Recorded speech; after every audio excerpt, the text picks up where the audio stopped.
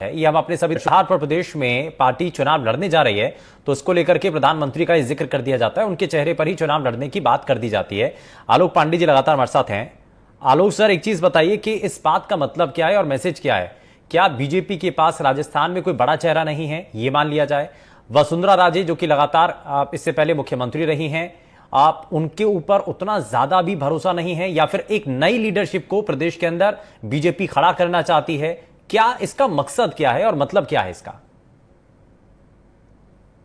देखिए, मेरा मानना है राजस्थान में और मध्य प्रदेश में भारतीय जनता पार्टी अपने राज्य नेतृत्व से परेशान है। राज्य नेतृत्व मध्य प्रदेश की जो सरकार है उनकी मामा जी, तो मामा जी भी के साथ बहुत अच्छी चीजें नहीं चल पा रही, इसलिए प्रधानमंत्री ने वहां भी नेतृत्व संभाल लिया है। और राजस्थान में भी आप देखेंगे कि वसुंधरा राजे जी का जो नेतृत्व है वो भी बहुत ज्यादा निष्कंटक नहीं है, लोग पूरी तरह से उनके साथ सहमत नहीं है। तो इन दो राज्यों में फिर प्रधानमंत्री का जब चेहरा आ जाता है, प्रधानमंत्री का जो चेहरा इतना बड़ा है, ऑरा इतना बड़ा है कि राज्य नेतृत्व की मजबूरी हो जाती है कि वह अपने आपसी मतभेदों को भूलने की कोशिश करे। इसीलिए भारत के प्रधानमंत्री ने राजस्थान में और मध्य प्रदेश में कमान अपने हाथों में ले लिया है, जैसे कि उन्होंने कर्नाटक में भी लिया था।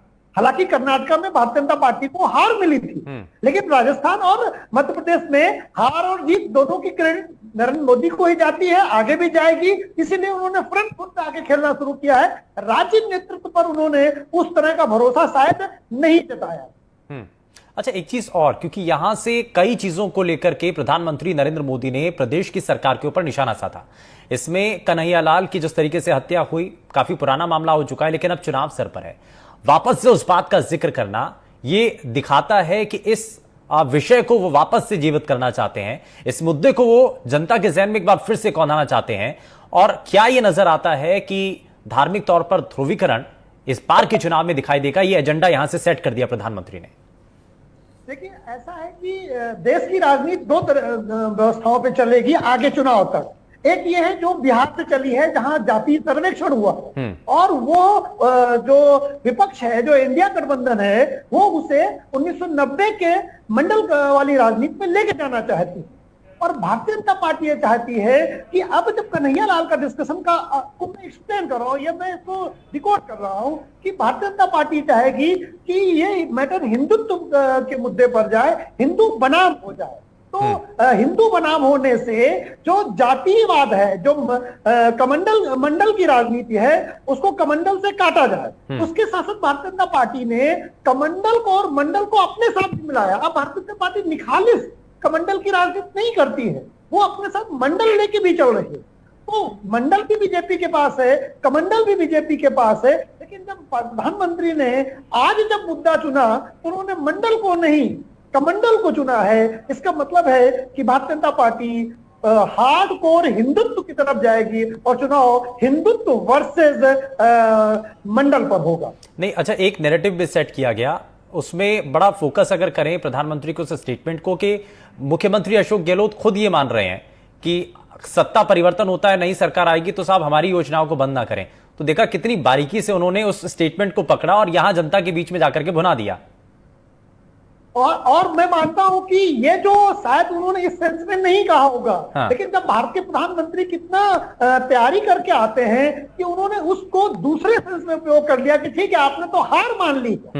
और ये भारत के प्रधानमंत्री कह रहे हैं, और आप जानते हैं कि देश का प्रधानमंत्री और मोदी जैसा प्रधानमंत्री, उनकी अपनी एक फैन फॉलोइंग है। तो अब एक नैरेटिव राजस्थान में गया कि राजस्थान की सरकार तो पहले से हार रही। तो और उसके साथ साथ उन्होंने जो प्रॉमिस कर दिया, प्रॉमिस में आप गौर से देखिए, उन्होंने कहा जितनी भी योजनाएं हैं हम वादा करते कि हम सब चलाएंगे।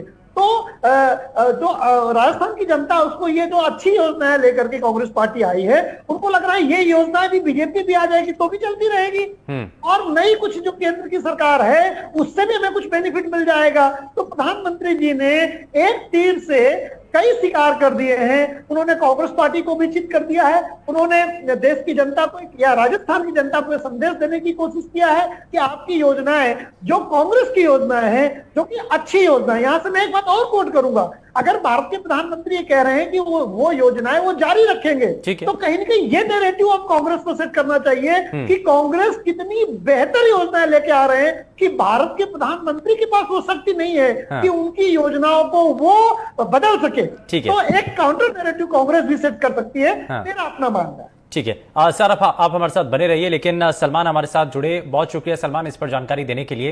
लेकिन आगे बढ़ते हैं और रुक कर रहे हैं एक बड़ी खबर का। राजस्थान में आचार संहिता लगने से पहले एक बार फिर से पुलिस खेमे में बड़ा बदलाव हुआ है और सोमवार को 20 आईपीएस अधिकारियों के इस दौरान तबादले हुए हैं।